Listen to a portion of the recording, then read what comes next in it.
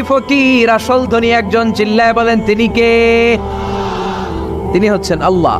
তিনি কারো কাছে চায় না, আর সবাই তার কাছে চায়, ঠিক কিনা? আমাদের স্বভাব আরো চাই, আরো চাই, আরো চাই।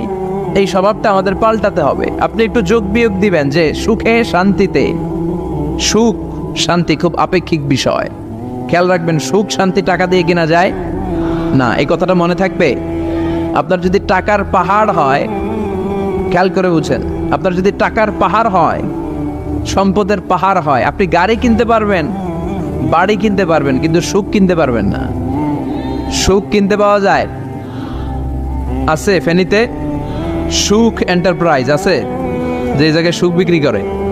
তাহলে আজকে নিয়ে যাবো আমি গাড়িতে কইরা কয়েক কেজি। আছে? আছে না, সুখ কিনতে পাওয়া যায় না, এটা আপেক্ষিক বিষয়। আবার আপনার যদি অনেক টাকা হয়, পয়সা হয়, আপনি খেয়াল রাখবেন, আপনি খাট কিনতে পারবেন, দামি কম্বল কিনতে পারবেন, বালিশ কিনতে পারবেন, কিন্তু ঘুম কিনতে পারবেন না।